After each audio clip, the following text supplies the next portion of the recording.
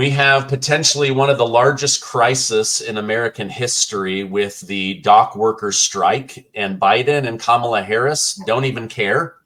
Other big stories that I want to cover with my special guest, Miranda Devine. Miranda, thank you so much for joining me. Thanks for having me again, Stephen. It's great to be with you. So let me give some background in case people are new to you. Miranda Devine is an author of multiple books. She is a journalist over at the New York Post. She played a pivotal role in breaking the infamous laptop from hell story about Hunter Biden, and then how the deep state tried to cover it up in order to install Joseph Robinette Biden as the 46th president of the United States. Miranda, the Biden family, it's proven now, they sold out the United States of America for tens of millions of dollars, yet only the IRS and the DOJ have held Hunter Biden accountable for cheating the federal government over $1 million. Will President Joe Biden ever be held accountable? And is there an entity working behind the scenes to cover up his connection to all of these family crimes? Yeah, great question, Stephen. Look, Hunter Biden was only held accountable for tax fraud and for gun felonies because there were two very brave, honest IRS investigators who blew the whistle. Until that happened, basically the DOJ was working overtime to obstruct the investigation to ensure that the statute of limitations ran out on the most serious charges, and to ensure that nothing ever reached Joe Biden when the investigators were following any trail of evidence, and there were many that led directly to Joe Biden's door. They were obstructed. They were not allowed to get search warrants, for instance, in a cottage that Hunter Biden was living in on his father's property in Delaware. No witnesses. They couldn't ask witnesses about Joe Biden or about the identity of the big guy, which was the code word Hunter's business partners used to refer to Joe Biden, because the family was, quote, paranoid that he would be linked to the influence peddling scheme, which of course he was an integral part of, and knew about and orchestrated and met the business partners. So that the holding accountable, it's the bare minimum. But it only happened because Gary Shapley and Joe Ziegler went to Congress, lawfully blew the whistle. As for Joe Biden, I look at Robert Hur, the special counsel's investigation of the classified documents alleged mishandling, and the way that he, in his final report, said, look, there is evidence of wrongdoing here, but I don't think that a jury would be able to convict him because he's basically his brain is addled. He's the quote was, I think, an elderly man with a poor memory. And so I've talked to Rudy Giuliani about that, who was the initial person who gave us the laptop, tipped us off, or the hard drive. He's a prosecutor, high ranking for many years in the Southern District of New York, locked up the 5 families. He says that's really not correct, what Robert Hur did, that you have to be in such a severe state, practically in a coma, to qualify for being mentally unfit to stand trial. So he thinks that Robert Hur just used that as an excuse and that Biden would be fit to stand trial. I mean, if he can still, he's obviously cognitively impaired, and he's not any good as commander-in-chief for the next 4 months, but he is commander-in-chief, and he does manage to stand upright and read from a teleprompter badly, but he's capable of doing that, and so he can still stand trial, whether or not there's any will.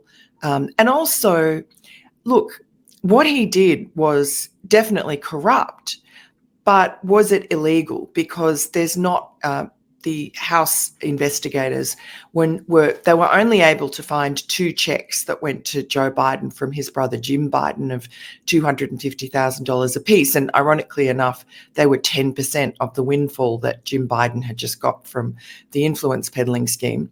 But on the checks, which were sort of created in a very convoluted way with Joe Biden's sister-in-law, Sarah Biden, taking money out of this account, putting it into another, getting cash, writing a check, etc. So they're obviously trying to cover up their tracks. But ultimately, the check said loan repayment. And that's what the White House maintained, that Joe Biden is a generous brother who lent his younger, struggling, feckless brother, Jim Biden, $250,000 on 2 occasions. And Jim Biden was just repaying him once he had some money in his bank account.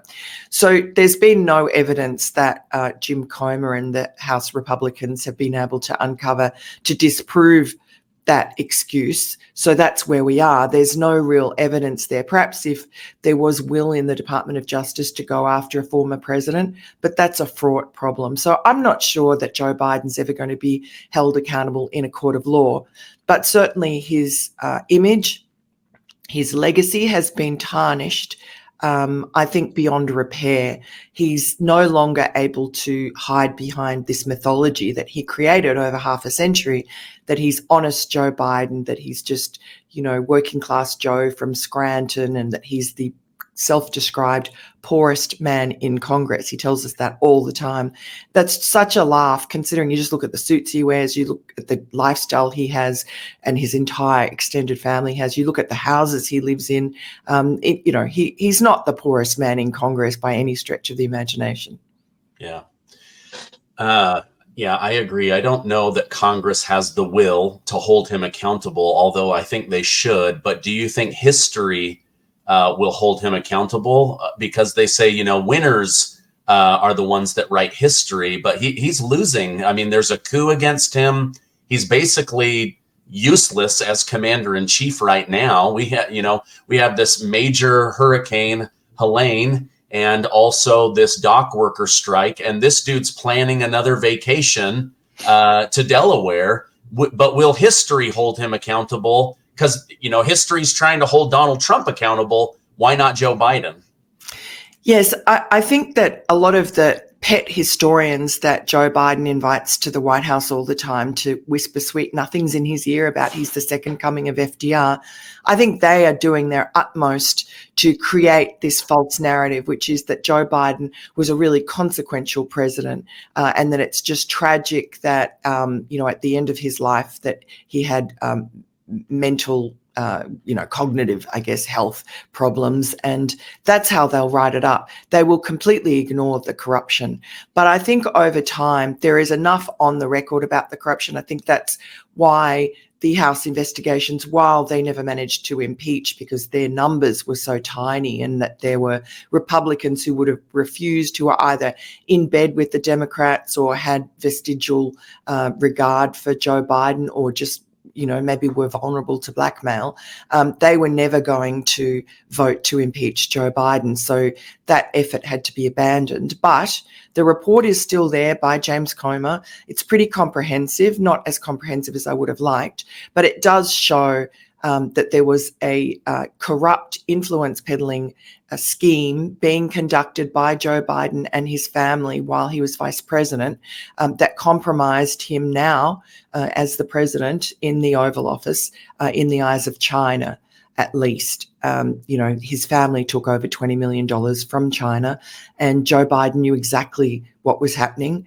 He, in fact, involved himself in meeting with Hunter Biden's Chinese business partners, and he flew Hunter into Beijing to meet the high-level CCP people in December of 2013 when he was vice president. So there's just no question. And it's all on the record. My books are there damning him. I don't think that ultimately history is going to look kindly on Joe Biden. Apart from the corruption, there's the utter incompetence, which began, it began earlier, but it became evident to most Americans after the botched Afghanistan withdrawal. Yeah, that's when I soured on him. Once I saw that, I was like, okay, I'm really having a hard time being a fair journalist because you are such an imbecile. So many people died because of you.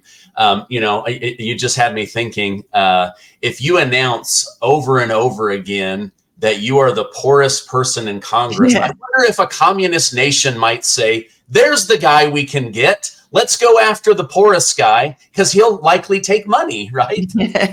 Well, Yes, but also, I mean, the Chinese Communist Party had already marked Joe Biden as their useful idiot in the very earliest days in the Senate when he was in his early 30s, because he was invited. He was, I think, one of the first senators, if not the first senator, invited to this sort of chinwag that they have in the equivalent of Martha's Vineyard in China, and they duchessed him, wined and dined him, and told him how wonderful he was. And he came back to America. He was so enamored of China that he it just embarrassed himself. And the Weekly Standard at the time, I think they put this story on the front page, but they certainly had a big story just saying, he was basically the Manchurian Candidate. What an embarrassment! What a fool! And that is reminiscent of Tim Walz, Kamala Harris's VP pick, who similarly went to China on a trip as a young teacher and then waxed lyrical to his teachers about how wonderful it was, and was invited back every year for the next 30 years, and even got married on the anniversary of the Tiananmen Square massacre, which is the most bizarre, the weirdest thing, to use his terminology, that I think you could imagine. It'd be like an American getting married on the anniversary of 9/11. It's insane. Yeah. One thing that stood out to me in the new Reagan movie that my wife went and saw was that Russia was tracking him for decades before he became president of the United States. It's weird to think of a foreign nation tracking somebody because they may become something. Yeah. And then I learned that I'm on the Ukrainian kill list Wow. for openly talking about Russia beating Ukraine. So it's like, wow, like here I am, some guy in Utah that's on the government list to kill or to pay attention to, and I'm not saying that I'm going to make anything of my life, although I'm trying to, but I'm just saying, like, I can see how they could be tracking Tim Walz and also Joe Biden. I mean, we just had a whistleblower come forward to James Comer saying that they can prove the ties between the CCP and Tim Walz. We'll have to let that story develop. I did want to switch gears with you. This is one of the biggest stories in America right now. Do you trust the IRS? I know I don't. I don't like how they spend my tax money, so I want to give the IRS as little as necessary. Do you owe back taxes? Along with hiring thousands of new agents and field officers, the IRS has kicked off 2024 by sending out over 5 million pay up or else letters to Americans with unfiled tax returns or balances owed. Don't waive your rights and speak with the IRS on your own. They are not your friend. Tax Network USA, a trusted tax relief firm, has saved over $1 billion in back taxes for their clients, and they can help you secure the best deal possible. Whether you owe $10,000 or $10 million, they can help you. Whether it's business or personal taxes, even if you have the means to pay or you're on a fixed income, they can help finally resolve your tax burden once and for all. I want you to call 1-800-958-1000 for a free private consultation, or visit taxnetworkusa.com/Gardner. We haven't had a dock worker strike since 1977. 65,000 people. Dozens of ports and docks are now being shut down. $5 billion a day in goods not being used, with fuel and oil being the one that could crush America the most. As one person put it, when fuel stops, America stops. I want to play a clip here in a minute, but what are your thoughts about this dock worker strike, and the fact that Biden, unlike the railroad situation, has not been working on this for months? Kamala Harris has not been working on this for months. Well, I mean, I think it's a devastating blow to Biden and Harris's credibility that they have allowed this to happen, particularly for self-interest point of view, because this will have an impact on the economy right before the election at a time when they're wasting, billions of dollars of American taxpayer money trying to, lower the cost of oil, emptying the oil reserve, and buying bonds and so on to try and jack up the market. They're creating all these artificial metrics to make the economy look better than it is. And yet then this comes out of left field. And presumably, this is Joe Biden, the union guy. This should be right in his wheelhouse. And yet he's so out of it that he's not. And, I think that the unions, and certainly union members anyway, have soured on the Democratic Party. Their members are increasingly voting for Donald Trump.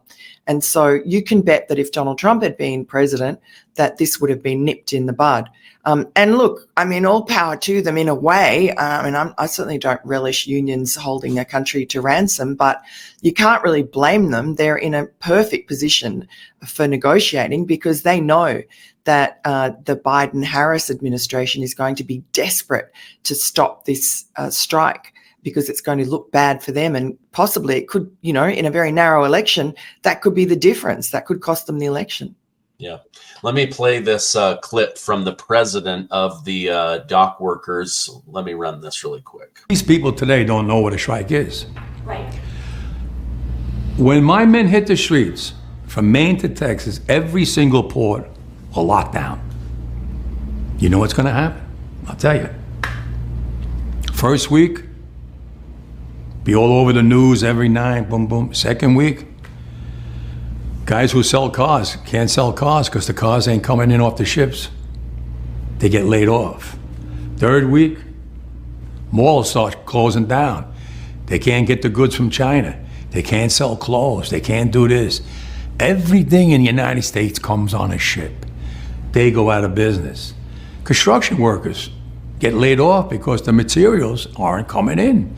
The steel's not coming in. The lumber's not coming in. They lose their job.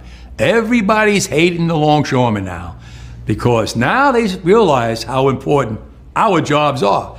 Now I have the president screaming at me, I'm putting a Taft-Hartley on you. Go ahead. Taft-Hartley means I have to go back to work for 90 days. That's a cooling off period. Do you think when I go back for 90 days, those men are going to go to work on that pier? It's going to cost the company's money to pay their salaries. Well, they went from 30 moves an hour maybe to 8. They're going to be like this. Who's going to win here in the long run? You're better off sitting down and let's get a contract and let's move on with this world. And in today's world, I'll cripple you. I will cripple you, and you have no idea what that means. Nobody does.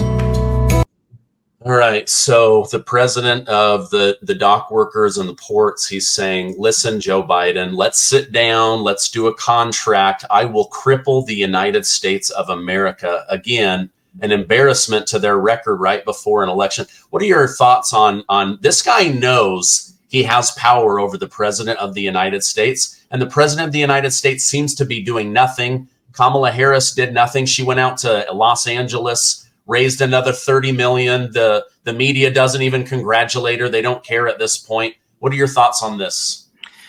Well, it just shows that we have a vacuum of leadership. Kamala Harris, as usual, is running away from any sort of stepping up. If she wants to be president, she can't even do it now as vice president. She can't do that job, especially with an AWOL president. She's really the proxy president and she can't do it. I mean, you saw her reaction to Hurricane Helene, nothing. She's too busy, as you said, doing that big fundraiser in San Francisco. The president's at the beach and boasting that he was on the phone. There's, National Guard wasn't called out. People have been swept to their deaths off roofs. It's horrendous. And there's still enormous problems with power out. We've sent a lot of our transformers over to Ukraine to fix their power problems. It's just a frightening situation. And Kamala Harris is on a plane doing photo ops with earphones, that aren't plugged in and a blank piece of paper pretending to write and be important. This is a Potemkin presidency at the moment, and you have this longshoreman union just throwing their weight around. And look, I mean, workers across America are hurting because of inflation that was completely self-inflicted by the Biden administration with their, whatever it was, Inflation Reduction Act. I mean, it was the opposite. And just their merry drunken sailor spending. And everybody's hurting. Workers are hurting. And the unions are saying, well, our number one priority is our workers, and the cost of living is killing them. And so we're going to use the power that we have. And I mean, what the union leader there was saying was chilling, people being laid off. I mean, he's quite happily going to inflict pain on his fellow Americans. But I guess he's doing that as a threat to Joe Biden to do something. But I think Joe Biden is beyond threats. He doesn't understand. And I think the only thing that will prevent this strike is hard heads in the Democratic Party will realize how badly this is going to play for them and for the Democratic Party and for Kamala Harris, who just shows herself yet again to be out of her depth. Yeah. Well, and you've got the vice presidential debate, but like, remember, I don't know if it was a week or 2 weeks ago, but Kamala Harris was using this new fake accent. You better thank a union worker. If you like having weekends, you better thank a union worker. If you like working Monday through Friday, you better thank a union worker. Well, look at what's happening with the union workers now, and I can't blame them. Again, life has become absolutely unbearable for the majority of Americans, and yet somehow the Biden administration finds another $8 billion to magically give Ukraine. As you hinted at, we've given away the majority of our electric transformers. I did a quick little search this morning. Those transformers can take up to 12 months to build. Yeah. So, I mean, they have put the country in such a bad position. I think it is going to roll back on them. I saw this morning that Biden's own Secretary of Commerce, Gina Raimondo, she said last week she had no idea that Biden and Harris had faked the job numbers and that those had been brought back down. She also said, I haven't really given any thought to the dock worker strike beyond a week. I mean, these are the people running the country. And it's like they're all checked out. They're all, like still behaving and doing like a COVID work schedule where you pretend to be at meetings and you don't really show up and put in the hours. I mean, this is a total disaster for the American people. Listen up. The Federal Reserve has dropped interest rates, so you need to call my friends at American Financing today. With mortgage rates in the 4s, now is the perfect time to consolidate debt and reduce your monthly expenses. A lot of us have been forced to use credit cards because of the ridiculous prices at the grocery store, power, and even childcare. That debt is really expensive, with credit card rates being insanely high. But with mortgage rates dropping, now is the time to wipe that debt out. American Financing is helping homeowners just like you save over $800 a month on average. They are even closing some in as fast as 10 days. And if you start today, you may delay 2 mortgage payments. There are no upfront fees to find out how much you can save. Call my friends at American Financing today. American Financing can be reached at 888-686-8030. Again, that's 888-686-8030. Or you can visit their website, americanfinancing.net/Gardner. It really is. And I just find it extraordinary that the polls are so close. I think Joe Biden won in 2020 because most Americans bought the myth that he was selling, that he was, honest Joe, etc., but also that he was empathetic and that he would bring the country together. That was his number one promise. And I think, after COVID, after the sort of hatred of, and polarization of the Trump era, caused by the left and their unhinged Trump hatred and their never-ending hoaxes and allegations against Trump for being a, supposed agent of Vladimir Putin, all completely wrong and unfounded and lies. But I think throughout that time, Americans were just feeling so battered and bruised. All they wanted was calm leadership, which Joe Biden seemed to promise. And instead, they got 4 years of hatred and demonization to half the country, Joe Biden pitting Americans against Americans, dividing all the time. That is him. He's a malicious, malevolent person. And you can tell. I think it's become evident with the way he shouts and screams. And, this is who he is and who he has always been. And I think it's exacerbated by the sort of erosion of his mental filters through his cognitive decline. And so I think now no one's under any illusion that Kamala Harris is a break from Joe Biden. She's just more of the same in a prettier package. And she also has the added disability of being utterly vacuous whenever she opens her mouth. And I mean, there are memes being created about her stupid sayings, and she's become a figure of fun. And so I think it's really a battle between Trump derangement syndrome and logic and common sense. And it just, I sort of feel like the demonization campaign against Donald Trump has a bit of a struggle on the margins when you actually see Donald Trump and you remember what he was like as president, when the world was calm, when Russia was in its box and wasn't invading anywhere, when China was in its box, suffering from tariffs, when the Middle East was on the brink of long-lasting peace thanks to the Abraham Accords.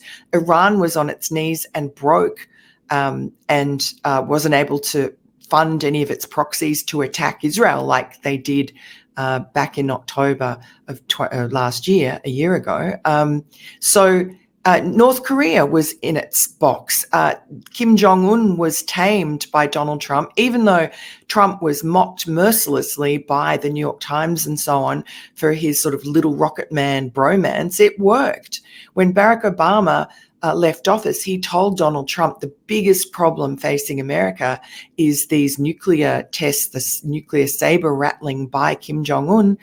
All of that went away. And it took, a couple of months for Joe Biden to unwind it all, to open the borders, and then cause just mayhem around the world with his completely flawed foreign policy. And now the world is on fire. So I think there will be a lot of people that will look back to the 4 years of Donald Trump and say, we had it good then. Our pockets were fuller. Things were pretty calm and great. And we want to go back to that. And actually, we were lied to about who Joe Biden was. And I'm sure they're lying to us about Donald Trump. So that's my hope. But I think that the Trump derangement, demonization, the beat up of January 6th into some armed insurrection, no guns were there, where multiple police were killed, not one cop was killed. The lies that it was an insurrection and not just a 3-hour riot by a bunch of hooligans, that's sort of taken root pretty well in certainly the left-wing media, in the sort of Democrat universe of half the country. They believe those lies. And they believe that the FBI's roundup of thousands of patriots who did nothing more than walk through an open door is justified, and that people should go to jail or languish in pre-trial detention for years. They don't really understand that if the regime can do that to us, they can do that to you. Yeah, it's interesting. The most pro-gun Second Amendment patriots in the world didn't show up to an insurrection with guns. Come on, give me a break. They deliberately left their guns at home because they wanted this to be a law-abiding protest of what was going on, what they thought was a stolen election, and they wanted the lawful pausing of the votes inside the Senate to happen. And there were several Republican senators who were going to do that. And Nancy Pelosi was frightened because she knew in the House and the Senate that there were enough Republicans that were going to just put a spanner in the works and say, hey, let's just pause and look at these results and let's see if they are as legitimate, and let's not rush into endorsing them yet. And so the riot there and the big hoo-ha about it afterwards, that served the Democrats' purposes. And Nancy Pelosi, of course, we now know, prevented the Capitol Police Chief, Stephen Sund, from calling in the National Guard. He'd been begging for the National Guard for his men needed backup. There were just not enough Capitol Police to cope with that size of crowd. And Donald Trump knew how many people were coming to DC. He said to his people, we need to make sure that the National Guard is available to back up the cops at the Capitol because it's going to be a big crowd. And of course, when you have complete lawlessness and the police overrun, you're going to have people walking into the Capitol through an open door. And then you criminalize them for your failings. It's so unjust. It's sickening. Yeah. Yeah, it really is. Okay, in our final couple minutes together, I want to talk about your book, but I want to show perhaps one of the best Democrat videos on the internet right now. It is a perfect blend of Trump derangement syndrome mixed with race baiting. Let me go ahead and play that. It is calculated, right? I mean, Donald Trump isn't just a doddering fool who happens to be racist. He's a calculated person who is not trying to grow his vote share. He's trying to speak into the id of a particular kind of voter about when he says we have to call out Detroit, Philly, and Atlanta. We have to go into Philly, Detroit, Atlanta. He lost Pennsylvania, Georgia, and Michigan in 2020, which is how he lost the election. It's why he's under indictment for attempting to steal those races. What he's telling his voters, his small, his share of extreme MAGA voters, these blacks are stealing the election. Black Haitians are violent cannibals.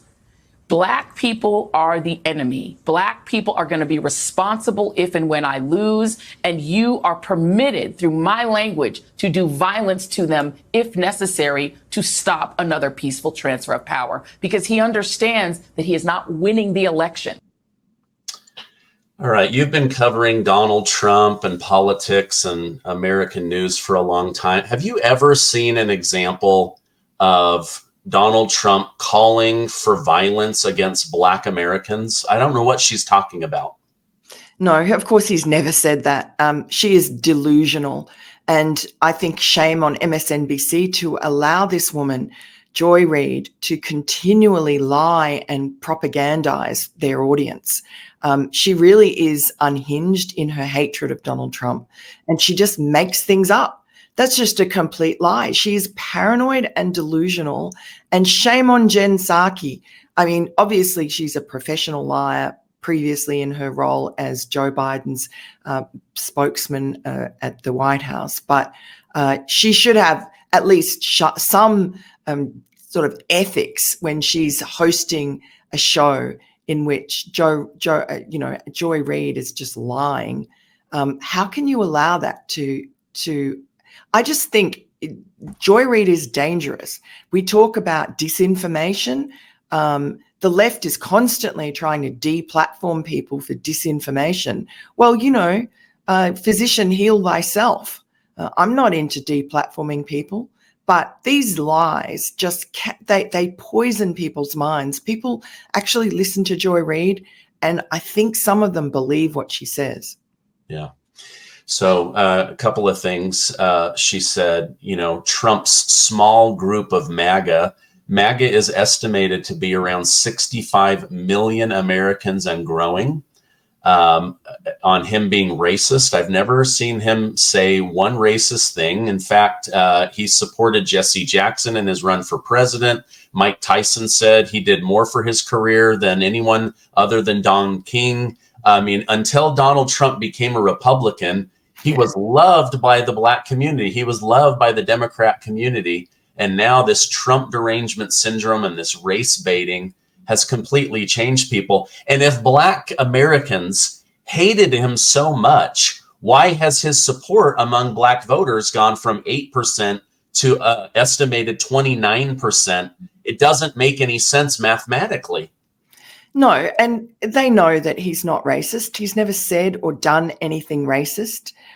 It's all made up out of whole cloth. I mean, he went to Harlem a little while ago when he was in New York, trapped with the trials, and he went up to a bodega where the worker had been had actually stabbed an assailant to death, and was then charged with homicide. Donald Trump went up there and he was mobbed by an adoring group of black people. He did a rally in the Bronx and there were a lot of black people there, and they love him. They love him because he created jobs. He created a healthy economy. Everybody had money in their pockets, and he just did it without fear or favor. So and look, he's a likable man. You know, when you get beyond the demonization, he's cool. People relate to that.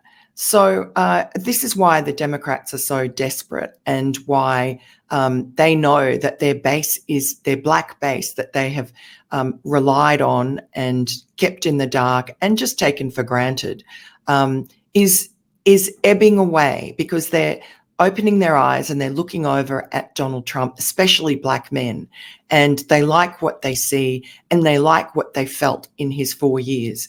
And that's why the Democrats are upping the demonization, and why, now they're so desperate that we're seeing 2 assassination attempts against Donald Trump, and a Secret Service headed up by Joe Biden and Kamala Harris and Alexander Mayorkas, who really are not pulling out all stops to protect him. Yeah. A little bit scary when you can count the vote or you're in charge of your enemy's security. Those both seem to be a little bit of, I don't know, a little bit sketchy. But in our final minutes together, my community loved your book about the laptop from hell. We helped make it a bestseller. Tell us about your new book, The Big Guy. Yeah, thanks, Stephen. The Big Guy it's the follow-up to Laptop from Hell. We have learned so much in the 3 years since I wrote that book, in the 4 years since we at the New York Post broke the story of Hunter Biden's abandoned laptop and what it told us about Joe Biden's corruption. So now this book is about the cover-up, because from the very first moment that we published our first stories, we were censored by big tech. The New York Post account was locked by Twitter for 2 weeks. And then we found out that the FBI pre-bunked our story to Twitter and Facebook because they knew it was coming, because they were spying on Rudy Giuliani's cloud. And then we had the CIA get involved. The CIA, we had these 51 former intelligence officials wrote a dishonest letter a few days after our first story came out and we were censored. This dishonest letter said that the laptop and therefore our stories were Russian disinformation. Joe Biden used that lie at the final debate against Donald Trump to successfully just kill the story. And now we find out that it wasn't just 51 retired intelligence officials. It wasn't 42 of them, I think, were CIA, ex-CIA, but they weren't just ex. This letter was approved at the very highest level of the CIA. It was walked into the office of Gina Haspel, who was then Donald Trump's CIA director, and she gave it the green light to be published, even though they all knew that the FBI had had the laptop since December of 2019, for 10 months by that stage. The FBI had cleared it for use as evidence in court, had said that it wasn't tampered with, it did belong to Hunter Biden, it was legitimate. And so they knew, the CIA knew perfectly well that it wasn't Russian disinformation, and yet they let that letter go through. And several of those intelligence officials were not just retired from the CIA, they were actually active contractors for the CIA at the time. So you can see this as a CIA domestic intelligence interference operation to change the outcome of the 2020 election so that Joe Biden won and Donald Trump did not. And that's you know, part of the story, I mean, there is so much where the invisible hand of the intelligence officials, of the FBI, of the State Department, of the Department of Justice and the IRS reached out to save Joe Biden, Hunter Biden, Joe Biden's younger brother, Jim Biden, from the consequences of their greed and the way that they were selling out the country to China and Russia and Ukraine and Kazakhstan and Romania. And everywhere where they should have been caught and exposed, somehow they got saved by the blob. And that's because Joe Biden is a creature of the blob. And the very same people that protected Joe Biden are now pumping up Kamala Harris. They're propping her up, endorsing her. She just had a letter written by 700 odd senior national security officials. There's overlap with that Dirty 51 letter that lied about the laptop and said it was Russian disinformation. She is their creature, just as Joe Biden has been their creature. And they find that Donald Trump, yes, is an existential threat, but not to America, not to democracy, to their power and control.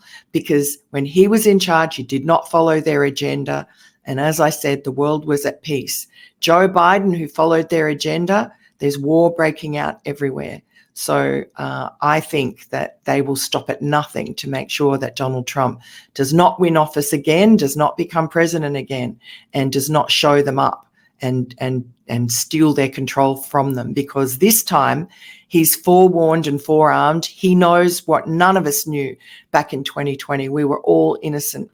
And now we all know what they're on about. We don't know who exactly they are, but we know what their agenda is. And Donald Trump is going to wipe them out. Yeah. Yeah. Wow.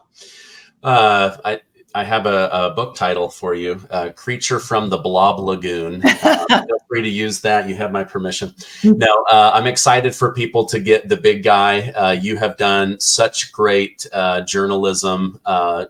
This is what journalism is supposed to do, is hold government accountable. Instead of, giving them a pathway to continue to be crooked.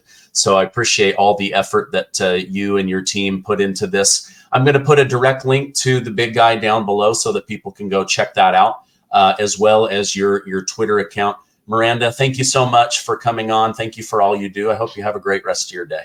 Thanks so much, Stephen. Great to talk.